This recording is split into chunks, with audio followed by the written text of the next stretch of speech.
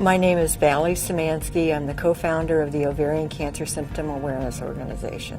We reach out and share the silent symptoms of ovarian cancer with women, men, and doctors.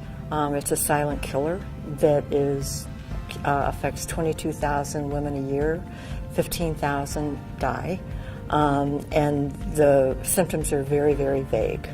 I worked at United Airlines in the Worldwide Sales Division and entertained a lot of our top customers at the Signature Room at the 95th. The owners were Rick and Susan Roman. We became very good friends, and she was diagnosed with stage 3 ovarian cancer. We all knew we wanted to do something about it. Their organization, the Signature Room, was very involved in giving back to the community. And in over 20 years, they gave $1 million to local charities. So we knew we had to do something to bring attention to her disease. The greatest challenge is always trying to, we're an all-volunteer, not-for-profit. We have a lot of individuals that support what we're doing, but it's always a challenge to raise money. What we've found is that anybody who's ever been touched with ovarian cancer in their family, they're in. They'll do whatever they can to help us. We have a very talented board of directors, PR, website, doctors, veterinarians that jump in to do whatever we need done. And we, through that relationship with them, we look at our networks to see how we can come up with creative solutions for fundraising.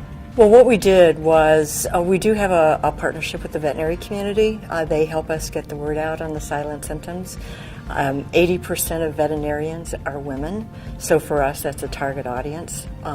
We partner with them in their veterinary clinics because the majority of patients of clients with their patients in veterinary clinics tell their veterinarians about their own health problems. So through that initial relationship, we were introduced to a man by the name of Dr. Roger Marr, who was the co-founder of the One Health Commission. The greatest lesson, I would say, learning to be very, very creative when you don't have any funding. But working with great individuals who believe in what you're doing. I'd mentioned Dr. Marr. He introduced us to a group of One Health champions, as we call them, who believed in our cause.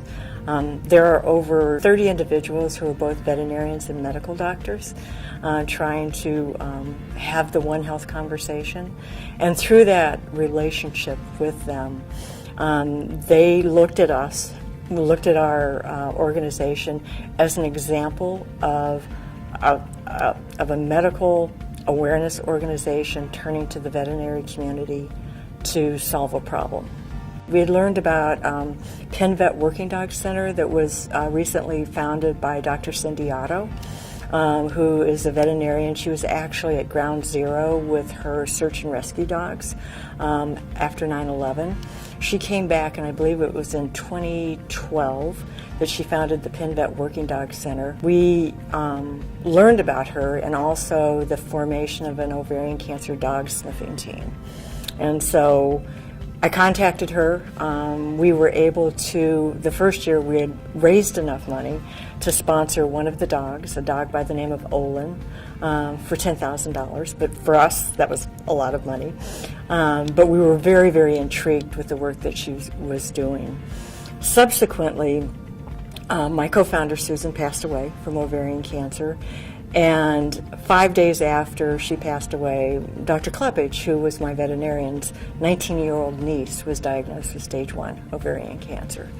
We sponsored Olin, but then realized that that was a little bit too much money for us. So sadly, about a year after Caitlin was diagnosed, she passed away at age 20, which was pretty tough for the group. So what we decided to do in her memory is to establish veterinary intern scholarships to aid Dr. Otto with the work that they were doing with the ovarian cancer dog sniffing team.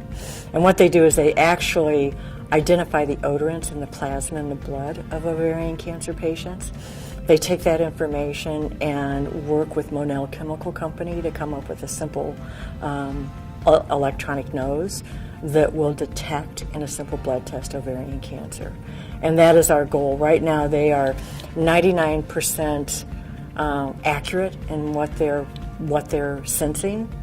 So it is our hope in the next year that there will actually be a test, because right now there's no definitive test for ovarian cancer.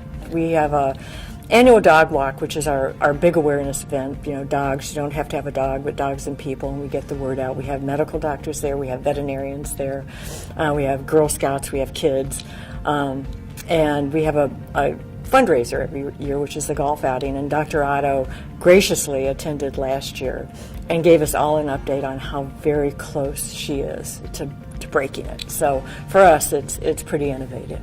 So one of the things that we all agreed upon, with our One Health approach, and we have a call to action called you take care of your pet takes care of you, you need to take care of yourself.